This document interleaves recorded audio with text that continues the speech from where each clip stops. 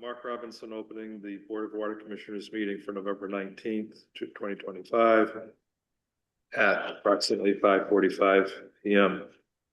We have two commissioners of the three, myself and Commissioner Turbuck, and Commissioner Horsley has just arrived to complete the trio. And before we get started today, I'd just like to record in the minutes that our superintendent, Chris Wiseman, has been an employee of the district for 38 years. He celebrated that last weekend, and serving the last 18 years as the superintendent. So he came up through the department, and I think that's a real credit to a public employee that can last that long in a very visible position in a small community and have the respect of so many people. So we're very glad, Chris, that you've been able to hang in with us. Here's to 38 more. Thank you. Thank you very much. As I'm home and not there. Thanks for hanging in. Yeah. Chris, I assume that part of your longevity has been your very supportive commissioners and yes. And the best office manager around. I didn't know you. Is that your horn that I heard? All right. Sorry I was late. All right. But I agree. We just started. So I don't see any public in the building. I don't see any public online. So if some public arrives, we will ask them if they'd like to comment. We'll start off with the water quality report. Oh, wait, before we do that, while we're sitting here, I'm going to propose that we take December off.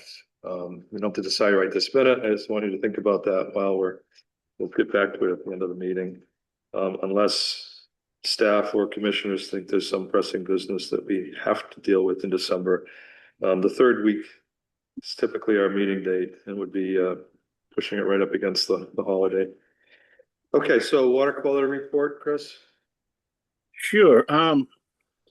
Last month we did have a total coliform hit at residence that we do out on Cotuit Bay Drive. Follow-up samples on it came back clean. We can't figure out really what happened because we had a chlorine residual in the sample. And we talked to the lab a little bit, or Matt did, I should say, talked to the lab. And she said, could have been human error. You never know. So we did have that one incident last month. Other than that, all other samples came back free and clear. It doesn't put us into any kind of NON or anything. We're allowed to have one a month. Can't have any more than two, I think it is. For us to get an NON. Other than that, we've been having some issues with one of the pumping stations, and I'm going to apologize now because I know that I was supposed to get PFAS samples done last month, and we didn't get it done. Then now Station 2 had gone down. We just got that back working, so it will be done by the end of this month. They will be done. I just wanted to let you know that I had dropped the ball on that one because I went on vacation one day in the beginning of the month, and last month I was on vacation a week between everything, and I'm kind of the guy who has to take them since I've done them in the past. So, Chris, I have a question. Thank you for that report, and thank you for being so upfront about the PFAS sampling. I guess periodically we hear that there are some coliform hits. I'm just wondering, and I have no idea. What do you sense of where that comes from? How is it that happens? Do you think? I mean, it could be anything. It could be iron bacteria. This is a kind of like a cul-de-sac. It has happened at this place before. It could be human error. Could be lab error. They'll fully admit it. That sometimes, it'll be there and sometimes it's gone. And it's a grab sample, so, it's right there. Yeah. I suspect this is something that other water departments have on occasion? Oh, yeah. Yeah. I've talked to different people. Com used to have the same problem. I talked to their tester years ago, and he was screaming at a sample class saying, "There's like one bug that's flying around my system, and I seem to catch it at a different place all the time." This is a total coliform or fecal coliform? Total. Yeah, so Fecal total was coliform, negative. if you touch it Yeah. with your hands, that could cause a problem. Right. Okay, Right. thank you, Chris. No problem. Mr. Sherman. I did. Chris, Cotuit Bay Drive, is that off of Old Post Road behind Correct. Eagle Ball? Yes. It was actually Amanda Court that it was on. It's one of the roads over there. That, There's several Yep. small cul-de-sacs. in a lot of dog walkers. Mhm. there. Yeah. It's also where the Camp Canduit was. Cross Road. Yeah. Yeah. I got some maps of that, you know. You want to look someday. I got I just was looking through some stuff yesterday, and I saw something that said Camp Canduit on it Yeah. in the file cabinet.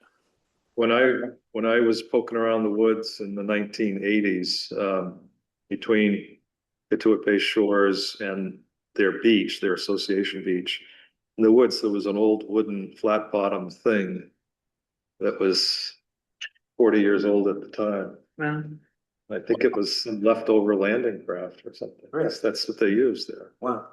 And I went back years later and couldn't find it after that. Okay, any other water quality reports, or are you getting to the pumping rates? I can give you the you want the superintendent's report? Yeah. Go from there. All right. So October of 2024, we pumped 14,204,000 gallons of water. In October of 2025, 13,018,000 gallons of water, for a decrease of 1,186,000. Our That's about our statistician, third month in a row that we've had less being used. It seems like since summertime, our winter people really conserve. well, our statistician on my right here insists that we're gonna have a huge increase for the year. Can Well, you project it? I haven't done that yet. Okay. We got 2 more months to go, but I just continue to be perplexed that there really isn't a trend that I can see. I mean, yes, less than last year, but more than the 2 years before that. And, you know, it's certainly the rate structure change hasn't really affected anything that I can tell. I think we'll be within 3 million. That's my guess. Yeah. What's that, Chad? I think we'll be within 3 million of last year. That's my 3 guess. million less. No, I think More. 3 million more Oh, more. than last year. So if I may, I have 2 questions. One is, I want to know about your statistician's comments. But before that, the thing that's not in here is rainfall corrections. So I have no idea.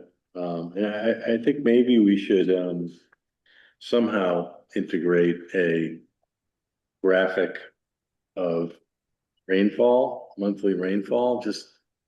I think we're gonna need a statistician for that. Okay, but I think that's a variable that's very significant. Absolutely. And although not as significant off-season, because that's an irrigation thing. So once we get into where we are now, certainly November, October, November. I mean, November's down, right? A little bit, Chris? Am I reading that? Yes. October is down also, right? Yeah, we haven't October, done- September, and we're down. Sorry, we don't have November, right. So September is even and October's down, correct? Yeah, September was actually a little lower, but not a lot. Okay, and then Yeah. growing, Other than that, I mean, you have to go way back to like February. That was the last time we were under. I mean, July and August are up, but again, what was the rainfall? I know we had, August was We very didn't have dry. any rainfall. Yeah, we didn't have hardly any rainfall at all. As a matter of fact, So I really, our monitoring well is still about a foot lower than it was last year, if not more. It's underneath the I guess I want to say the alarming level that would put us into, if it was summertime, we would definitely have to have water ban out there, or voluntary because of the way it is. But it's supposed to be at like 25.75 or something like that. It's at 20 from the top of the land to the water has gone to 26.47 this morning. So over from the summertime, it's still dropping, even after all that rain we got last week. So through the chair, I would suggest that we talk about this every month, and this is something we're really focusing on. I would suggest that we add another graph, Jen, that we could include monthly precipitation, and I would say specifically departure from average, meaning we have a graph down here that shows each month how much is normally, and precipitation is generally pretty average month to month across the year here, but a little bit of difference. And then departure from the norm, because I think that would help us. Can you provide a source of that data? Yeah, I will. Yes, I will do that. Thank you. So I think that would be a helpful additional visual. Do we have a rain gauge? It's good. Do we have a rain gauge, Chris? Not an official one, the ones that we give out in our conservation kits. We've had out there a couple of them.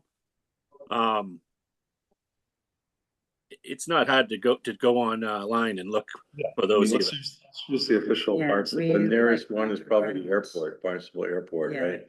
We use one to go. Close enough. So let's do, I'll agree to talk. We could. But I think we should, I think that would be a nice, It would, yeah. yeah, because my guess is. Just for this year, not every year, not all these years. Oh, once we get it going, it'd be pretty easy to add that to this report. And I'm pretty sure August, I know because of other projects I'm involved in, it was very dry. So that would at least explain that increase. Yeah. Okay. Well, we'll keep looking at it, thinking about it. You know, I think it's more important to hear Chris being concerned about the level of the water table. Yeah, absolutely. Because that's really the key. How much supply we have and how much we're demanding of it every month. Well, if I may just add to that, the only time we really run into issues is during the summer. Correct me if I'm wrong, Chris. I mean, the fact that it's up a little bit in October, November, we're not hitting levels that are going to affect the pumping of the water. The time it becomes a problem, I think, is in the middle of the summer. Is that correct? And our wells are actually not in bad shape. It's the monitoring well that we monitor over by the high school that has dropped. And if you actually look at just the groundwater levels in general, like Levels Pond, I drive by it every night, and you got about 4 feet of land off that ramp to walk before you get to water. And so it's just dramatic out there. Yeah. Yeah, it looks like a low tide, doesn't it? Yeah. Okay. How about services this month? Yep. Okay. I don't really have anything on the association news for any of the associations. They're all still just adding classes and stuff like that. We did have one new service go in down on Peppercorn, and we had a couple replacement services done in October. We did not have any leaks. The antenna lease, I was going to bring up that we had talked about before. They wanted to extend the lease. Mark Boudreau got back to me today on that, telling us that we're not allowed to be in a contract over 10 years. He cited the law and everything for a fire district. So I'm going to forward all that stuff tomorrow to Attorney Mann, who is our lease special counsel. Yeah, Special counsel. So the other thing is probably not really what you guys want to hear, but Keegan has given us this notice.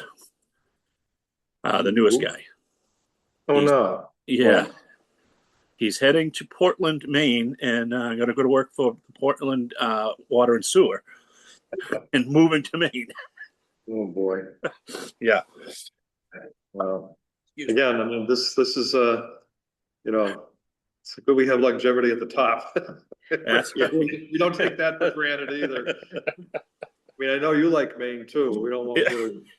Yeah. He's a good kid, and he's offered to stick around till he says the first would be his last day because he gave his notice. I'll talk to him about it and everything, but he's given the notice and everything else, and he's still dedicated, running around, making sure he gets there on time and everything else. He's a good guy. And as much as I hate to see him go, I congratulated him too. Yeah. So, Well, can't keep him down the farm. yeah, no. So we will be advertising. So if you see some stuff out there, you know why now. Yeah, it's discouraging that, have to keep training somebody up, isn't it? Yeah, it Takes time. sure does. It sure does, and it's getting old. What percentage of new hires requires your time versus your seniors?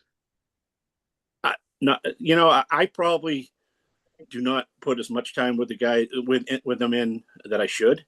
I rely on the senior operators to train them, and they've done a great job so far.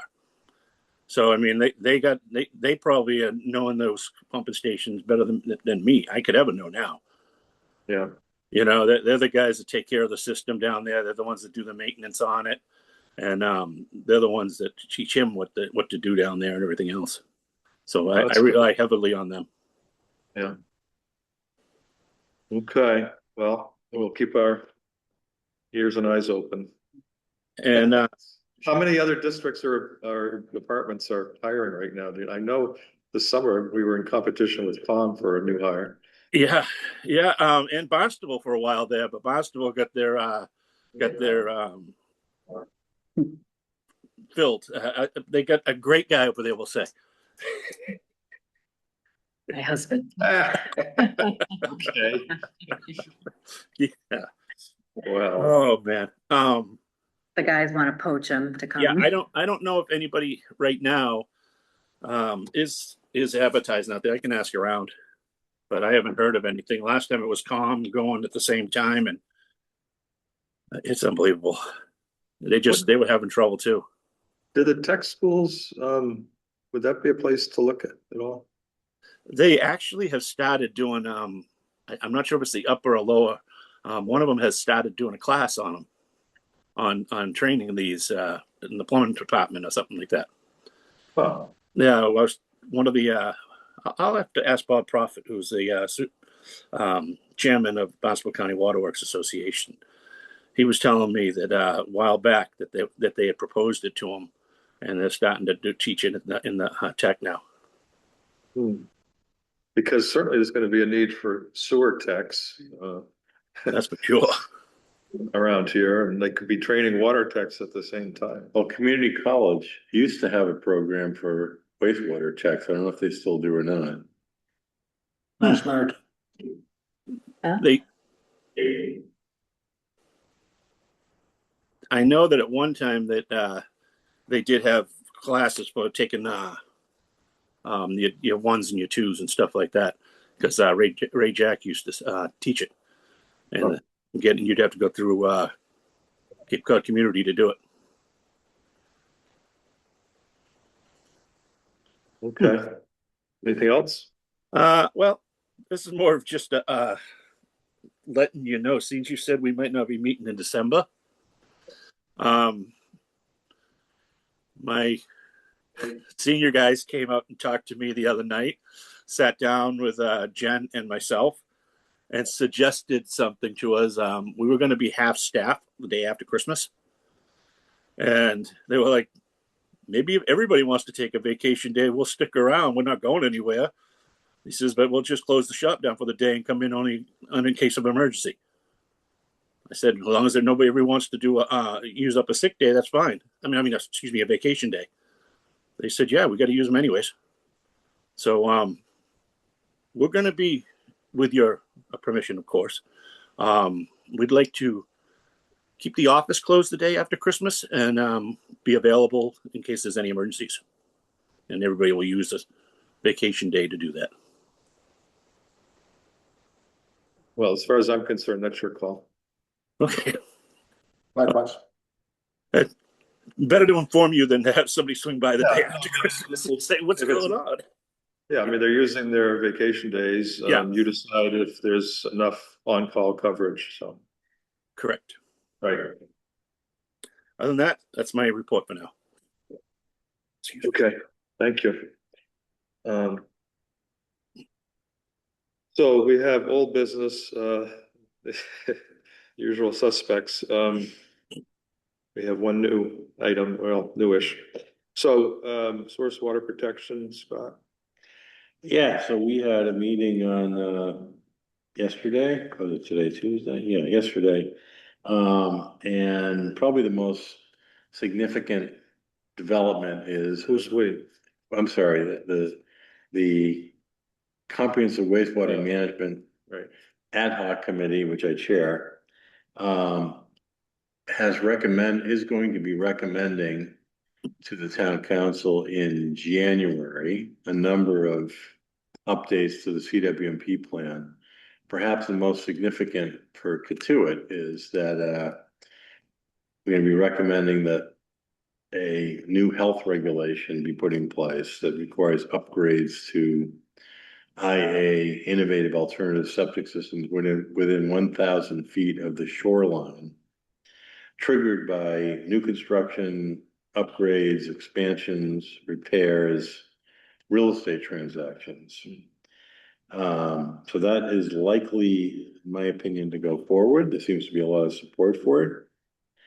And then there will be other recommendations, but the wastewater collection system relative to our area upgrading of our main well field remains in the phase 3 program, which is again, probably roughly 20 years away. And we had our workshop. Myself, I'm not crazy about that. I'd love to see that accelerated. There is a chance it could be sooner, but I would say the estimate is 10 to 20 years to get collection in our area upgrading of our main well field. Until then, we're probably going to continue to have wastewater discharge into that area. So that's the report. That's my summary report from that.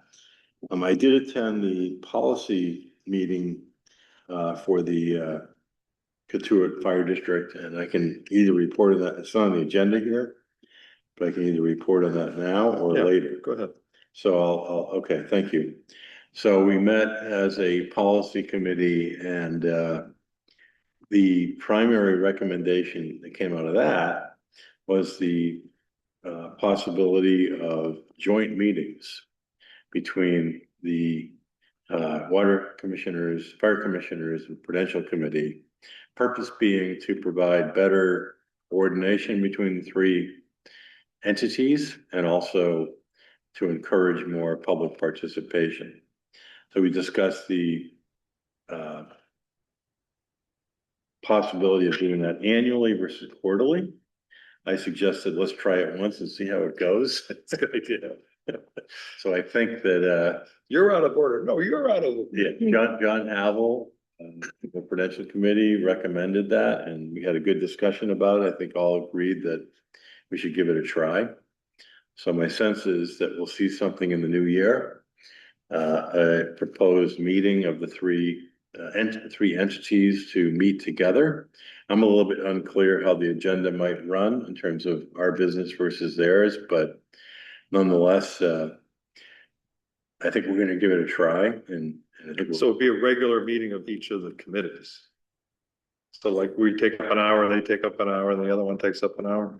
I'm not clear on that, and we never got that far, but I Or think, would it be yeah, matters of joint interest? I think it might be a combination of both. We might have a agenda of all three and then break into individual groups. I'm not sure about that. But that was kind of the discussion, that we try to schedule it so that people could come here and meet with any or all of the three. So I'm not sure whether they are intended to be in tandem or part of it is a joint meeting. How many, do the other commissions get more public attendance? No, Prudential has yeah, had 4 the other night, yeah, and a few online. I don't attend fire, so I don't know. I can see the best use of a joint meeting would be for the long-term capital plan. Yeah. Just to basically let each other know, I want an $18 million firehouse, we need a new water treatment system. And yeah, take the long view for the district. yep. That's a good idea. And that's kind of what I suggested, to try to do it early in the year prior to the spring meetings Yeah. leading up to the budget. So I think my guess is that's probably what's gonna happen, and we'll see how that goes. He's taking the lead on this. On putting that together, I think Prudential, I assume John will follow up on that. He was gonna go back to Prudential and talk about it and then get back to us. Okay. The other item that did come up related to that was the possibility of trying to make the district more efficient. And one item came up was under the new construction of the fire station. Perhaps there's an opportunity to commingle some office space there, which I know we've talked about before here with the water department. And with relative, I believe that was to the school at that point. Right. But there was some discussion about that as well, and they're going to go back and look at the potential for office space sharing in the new fire department, which I have no idea how much potential is there, but that's something they said they were going to do. Well, we think we like our present building and setup. They've got the line batching tank there and storage of trucks. I doubt that we would have more space in the new fire station. You still happy with where you are? I am. That didn't take much hesitation, did it? I mean, the ability to walk to work is attractive, Uh. but it would not be efficient if, like, it takes the communication, the coming and going. Did anything come in? What can I do? Like, there's Yeah, I understand. A lot of Adam overlap in our Zazas positions. was the fire commissioner at the meeting, and he was gonna look into that in terms of what the space provided, because we had a discussion about all potential cost savings about coordinating with the 3 agencies. We have 3 trucks, Chris? 4. We have 4 trucks. Correct. So, Yeah, we have That's, 4 trucks and, you know, and a lot of equipment that we have to maintain. So there's a lot of parts around, I'll say too. okay, well, good to and know. chemicals. Mr. Chairman, Yes. anticipating, I guess I'm the representative to the bylaw committee. By which default. Hasn't been, which hasn't met yet, but I would imagine it will. If my fellow commissioners could think of any bylaw suggestions, then let me know. I will convey them. I'm good. Okay. I mean, I served in that committee a couple times. It's, Oh, David, does any of that relate to the future item here on sick time sort of stuff? Does that fit into the bylaws at all? It could. Yeah, let's discuss that when we get to that. Okay, okay, next is, continue. the conservation restriction on the school property. It's just a never ending story. I'm gonna ask our attorney Boudreau to talk to the town attorney, La Rosa. Cause I'm not getting any traction over there. That came up at the Prudential Committee, Yeah, questions. Yeah. About Where is it? whether it would require a vote of the district to accept conservation restriction, and you may want to, yeah, it would, communicate. absolutely, yeah. But we have to get settled on a draft Right. before, and it has to be approved by the state. I mean, we have a lot of steps still. Just getting it out of the town attorney's office is the next step. It's been there for months and months. I will call Mark Boudreau and ask him if he can at least put in a message. Because maybe the attorney wants to talk to another attorney. I don't know. Okay. Sometimes that's the way they want to work. I know Mark Boudreau has seen this at one point. I don't know if he's seen the most recent. I haven't seen the most recent. Okay, Navy legislation. As of Friday, the legislation is still sitting in the Senate Rules Committee. Cal Zay's president of the Pacific Association informed me that she spoke to Senator Sears' staff, who assured her that even when this session adjourns, it will still remain a viable law. For the spring. And yeah, go into the spring. Until the end of June. We won't reset the clock on it. Yeah. It'll probably come down to the end of June. So that's when they have a flurry of activity for things like this. That are important but not urgent. Pipe replacement. I have submitted to the superintendent a brainstorm list of questions, and as I said last time, what I'd like to do, not when he's feeling under the weather at home, but rather when he's here and in fighting spirit, engage us in a conversation about the questions and maybe other questions that come up while we're speaking. Just to know, facts about our pipings, our pipe system, the water mains, and some of the things that are curious that I didn't know, that some of our pipes go outside the district, and so, some of the other districts come into ours, and then there's obviously there's connections and whatnot, but just also the materials, and then any kind of schedule that we need to be on. Do we wait until things start to leak? Should we have a schedule of replacements based on age or problems? So these are all just things that I've wondered about over the half a dozen years I've been there. And we're not going to do it tonight, Chris. Okay. Thank you. So That's good. You've got the list now, so that's progress. And I got a lot of it done. There's a couple small things there that I have to go through and do a little more digging on, but all right. Well, when you're feeling better, we'll get to it. It's again, this is something urgent, not urgent, important. Yes, Scott. So, Chris, again, we talked about this last time. I think this is a really good initiative. My sense is there are certain pipes that probably contribute internal pollutant loading to the system. For example, plastic pipes in general, I think probably are long-term. We fast forwarded a couple decades, people might be thinking, like, why did we use plastic? I think we should use glass. Well, this is my point. I mean, there's no, I don't know that there's a easily Perfect. observable. Going back a long time, when I first started, we had the asbestos lined cement pipes.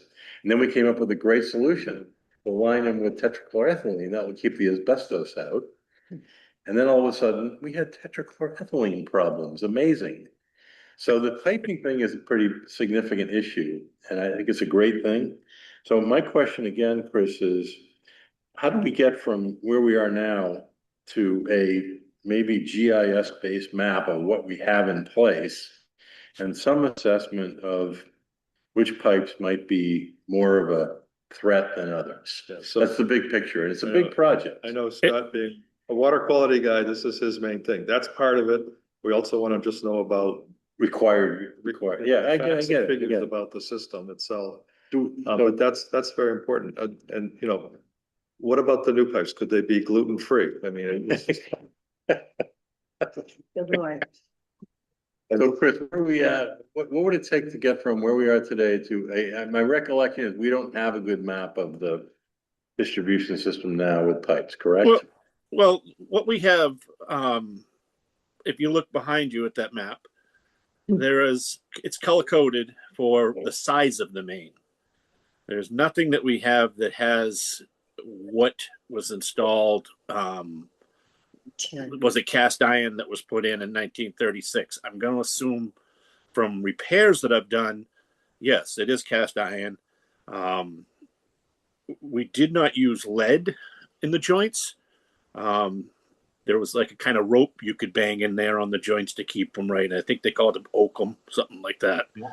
Then in the 70s, they started using leadite, which is like a sulfur base. It's not even lead. And you pour that in, you heat that up, and you pour it around the joints to keep the joints together.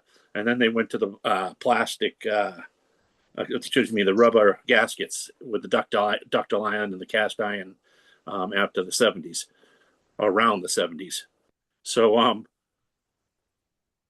I could not tell you which one came and switched at that point. If I keep looking back, I might be able to find the first ductile iron that went in. You know, like our specifications say right now, you put in class 52 ductile iron, and that's what all water main will be. There's occasionally times that we put plastic in and broke that rule because we were going through groundwater, and you didn't want you don't want to put metal in groundwater. So there's a few things out there, and it's funny that we were talking. You mentioned Camp Conduit again, because that's the only asbestos, bituminous lined asbestos pipe that we have in the district. Is from, we took it over from Camp Conduit, I believe, back on 28th. I mean on Old Post Road. Okay, well, we're not going to get into this now. All right. He understands what your issues are. Yeah. One more question, Chris. What's your guesstimate if you were to sit down with this map that you pointed to behind us? What percentage do you think you would know? You could sit down and say, this is this, this is this, this is this. I mean, I'm guessing you're the most knowledgeable person about what is out there. Put it this way, since I've been here, there's been nothing but ductile iron going in. I'm pretty sure anything that was built from the 80s up is ductile iron. Anything before that would probably be cast. So I would say, you know, like your older places that were put in before the big building boom would be cast iron, like your older mains. The original water main that started, left the water department, went down to Main Street, went down 28 to Main Street, all the way to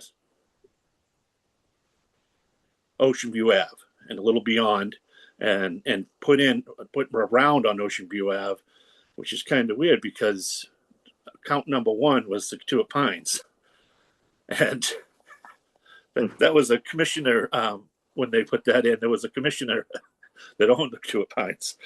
Crawford? Yeah. Crawford? Yep. Yeah. Oh, Chris, my final point is I think you have a lot of this in your head. Yeah. It'd be nice to get it down, noted somewhere, so that we have some basis of what is where. And then ultimately, again, big picture, we want a map, maybe a GIS-based map of what we have in the system. Do you think we still have some of the original mains from the 1930s? Oh, definitely. Okay. That one I just talked about. Main Street to Ocean View. I don't know if you got a VCR still, but I have a tape of that water main going in. Oh Wow, my God. that's Yeah. cool. I forgot all about that. And you mentioned I got to go look for it. Maybe I can get it switched over to DVD or something like that. Get it switched over and then we can put it on the website. Yeah. Hey, what's wrong with this map? I mean, it's got the mains, 12, 10, 86, 4, 2 inch. Hydrants, valves. Well, it doesn't have this material. So we just overlay the material and update it from. You get a piece of tissue paper and just let Chris start drawing it.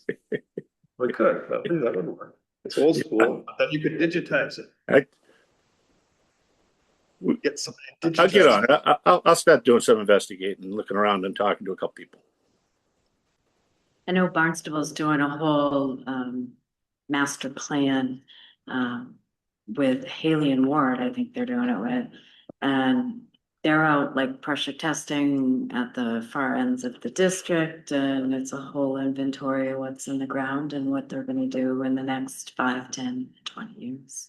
Well, it's because they have to service these big new things in Independence They Park. have new treatment It's plants. supposed to be clean by industry. It's warehousing for the elderly. Yeah.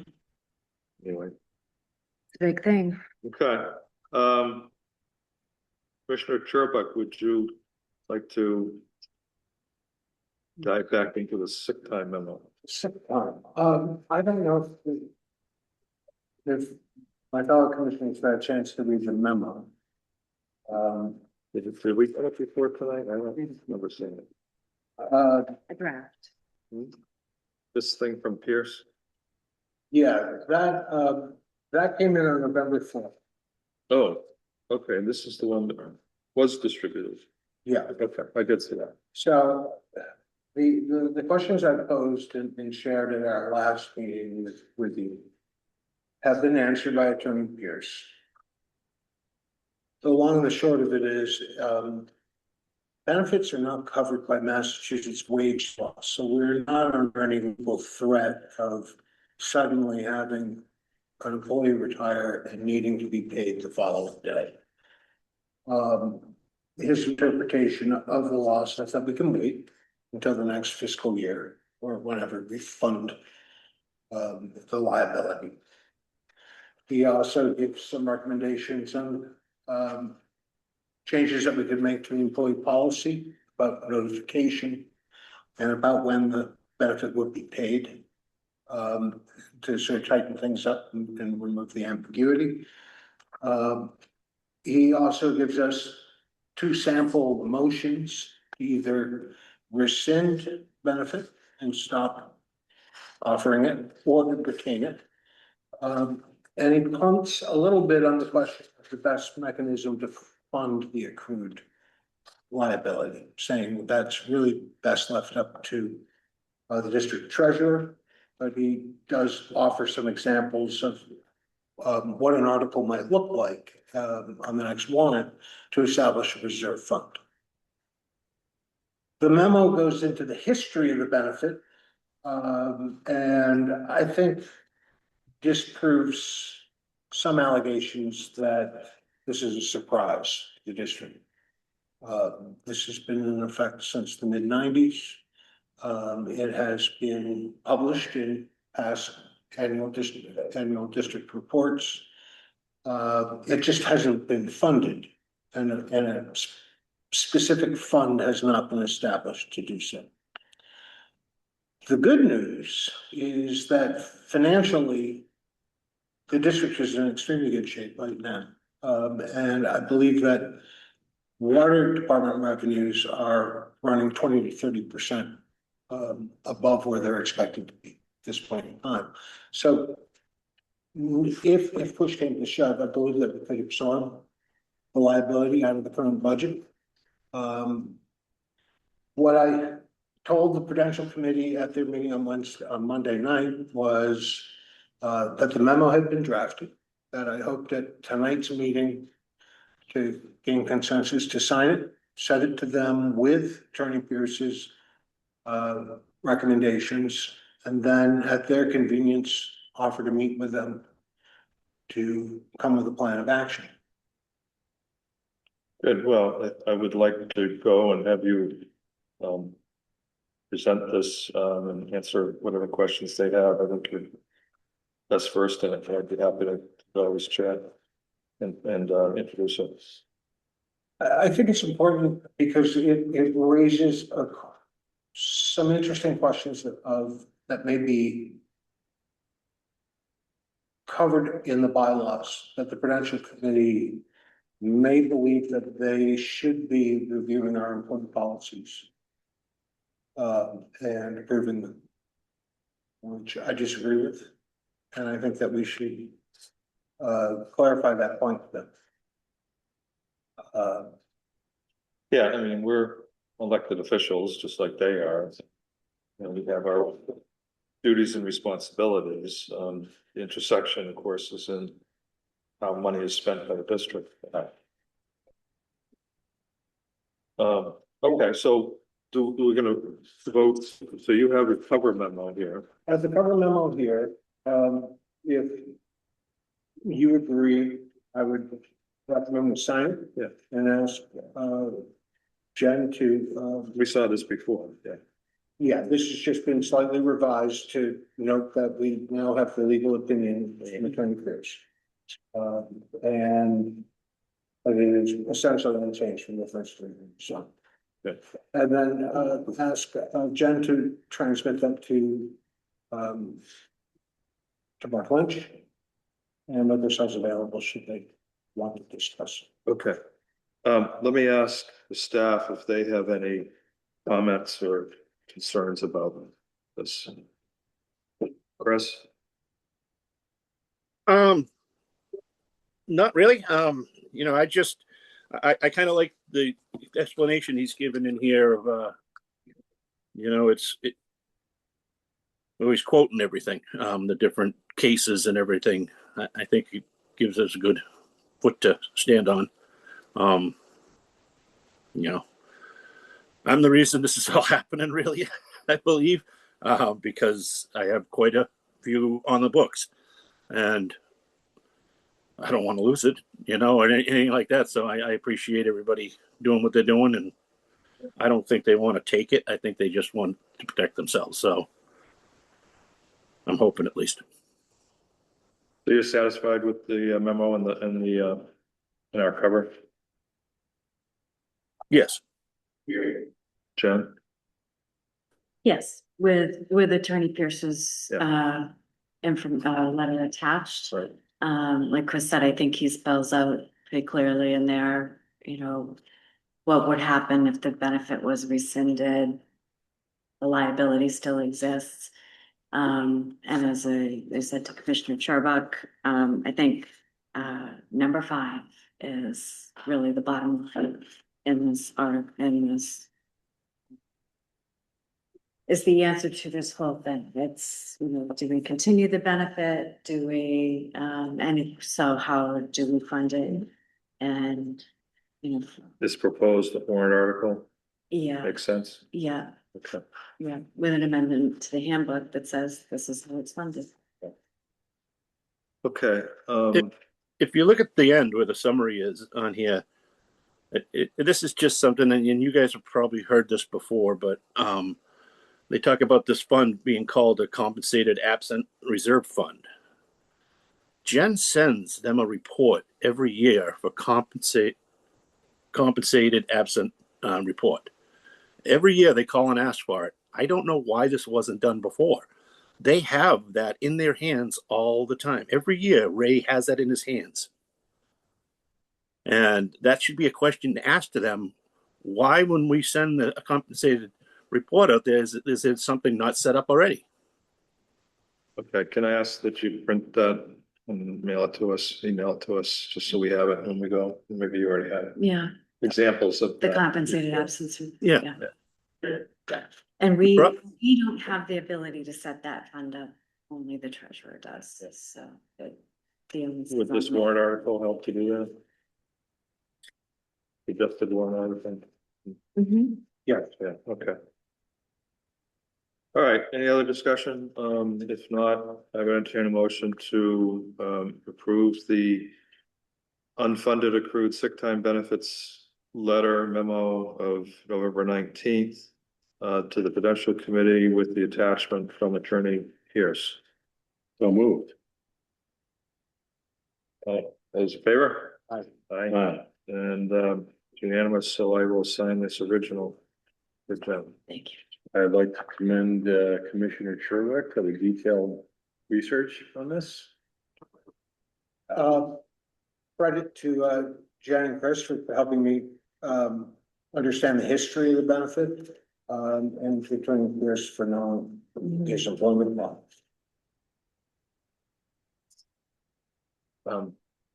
I like to use my H. It's a Harlow. Which is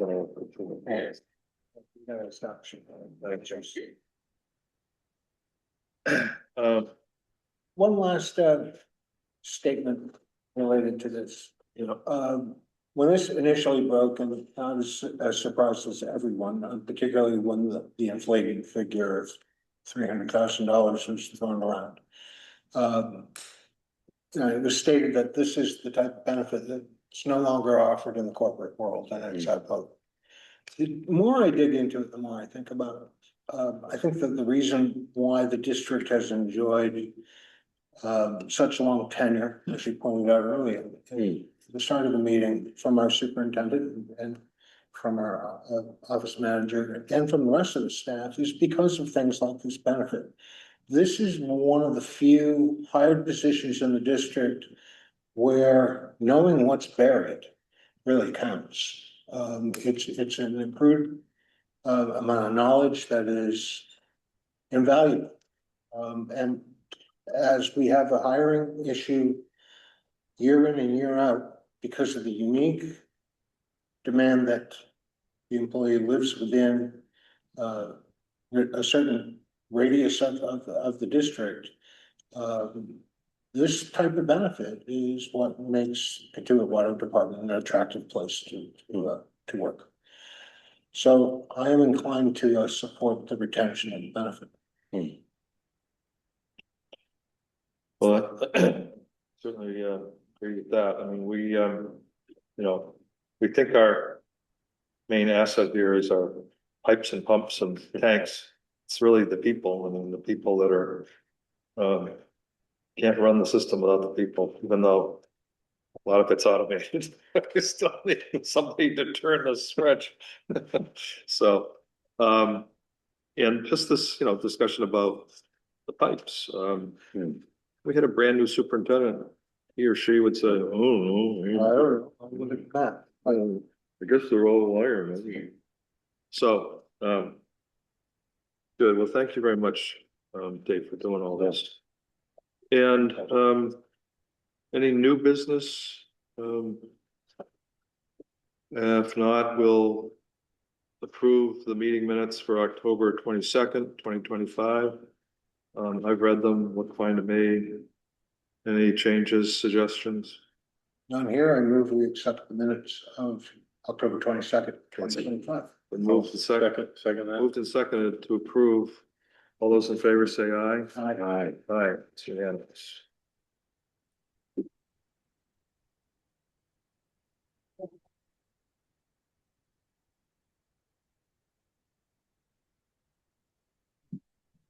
Yeah.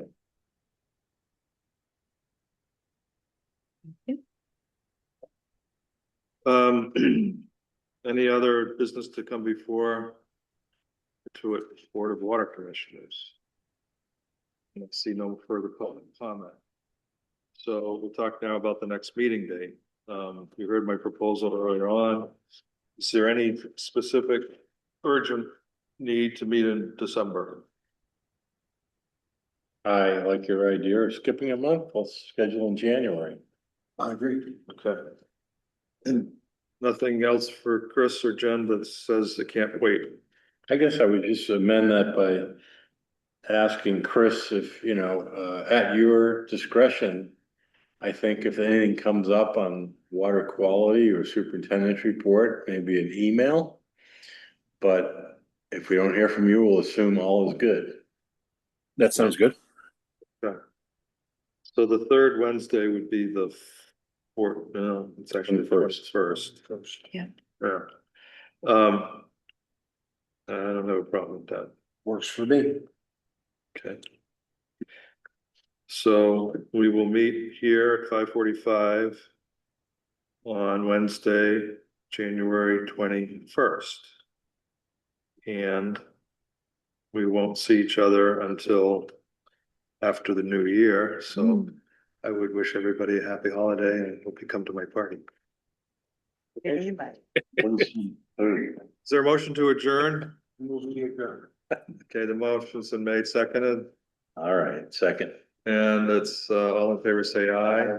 Aye. The meeting is adjourned at 6:42. Possibly the most efficient meeting of all time. Get it. Bye, Chris.